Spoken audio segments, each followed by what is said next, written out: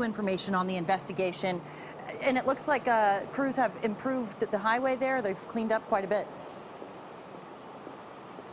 Exactly. They have cleaned up quite a bit, but they still have a long way to go. And I want to point out, too, as I step back, we're going to be really careful here because crews have begun the heartbreaking task of trying to pull some of these victims from these cars. So we're specifically not going to show you certain areas of the crime scene at this point. I do want to show you guys, though, tow truck drivers all lined up here. Their first task trying to remove this pickup that you can see positioned there. And another thing that we've been talking about is the driver of the semi. I want to point out that the Lakewood police said he was driving the flatbed truck. That is the one that you can see right there, right behind that white pickup truck that workers are getting ready to remove. Now let's show you guys some other video of this crash from yesterday. Just incredible images coming into our newsroom. We know at this point that that driver is now facing vehicular homicide charges. We're not being told what specific evidence they're able to release, but they did say multiple witness interviews as well as gathering evidence out there has led them to believe that those were the right charges. And as you guys mentioned,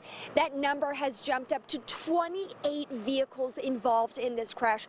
We still don't know exactly the number of fatalities, but it is a lot of work out here trying to figure that piece out. Now, going back to that semi-truck driver, here's what Lakewood police had to say about this investigation into the crash.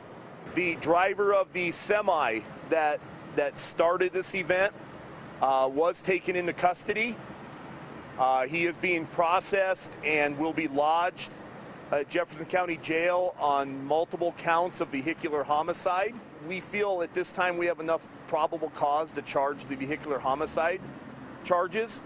And so like I said, the evidence is still being built, but there is enough probable cause at this time to support those charges.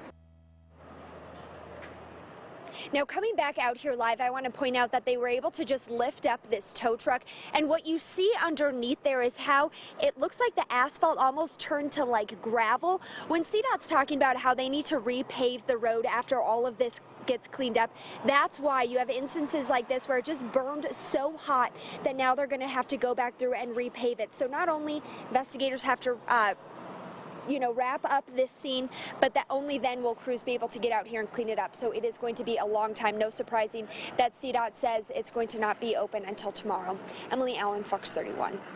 Wow. All right, Emily, thank you for the